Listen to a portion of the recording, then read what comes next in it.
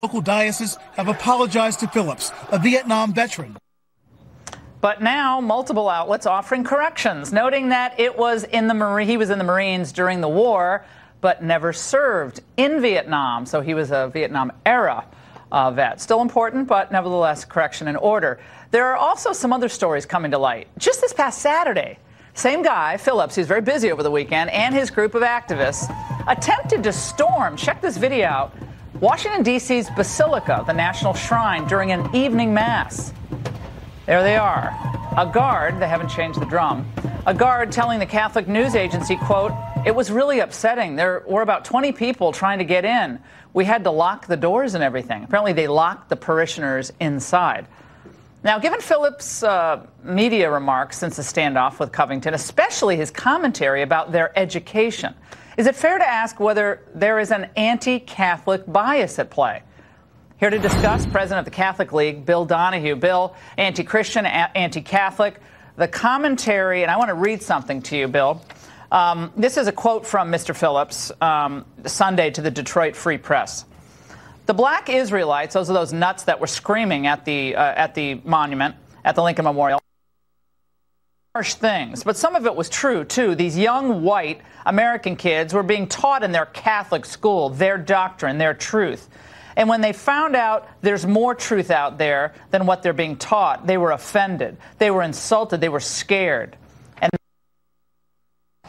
the seething contempt for the Catholics by him. He's since kind of cleaned up his rhetoric. But what do you think about that?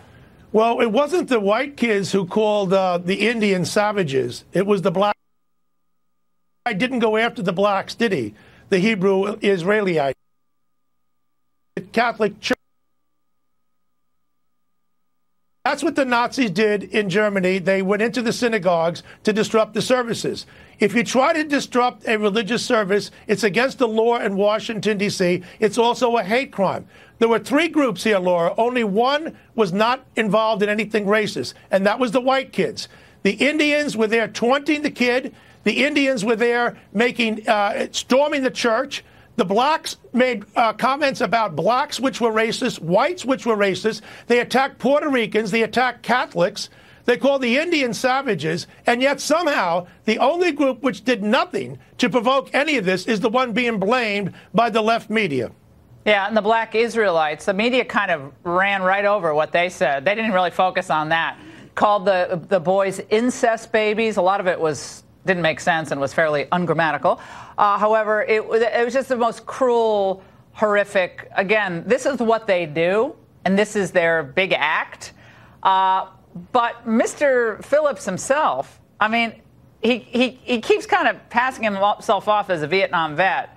But when you talk to Vietnam vets who served in Vietnam, and they're very sensitive, because I spoke to one in particular. I wish he would come on the show, but maybe he will tomorrow. One in particular who was not happy about that.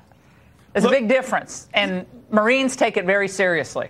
Look, he's not to disrespect any service, but Marines take that particular phraseology very seriously, which I did not know until today, frankly. Well, the other thing is I'm not going to join the pity parade, all right? This guy's a Vietnam-era vet. Guess what? So am I.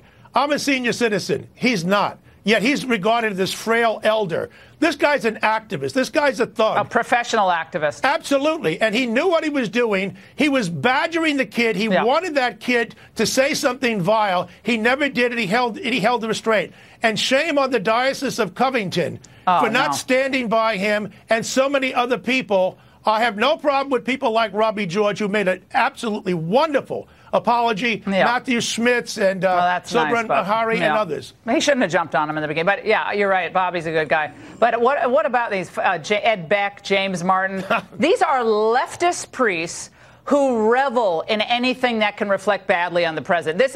They are so political. I suggest that they stick to the gospel and stay out of politics, because they're driving people out of this Catholic Church with their proselytizing on politics morning, noon, and night. It's tedious, and most Catholics I know don't like it one bit. Bill, you're the greatest. Thank you so much for joining us. Yeah, both of those guys are guilty, much worse than what you even indicated. All right, thanks so much. And the Supreme Court today gave the Trump administration a small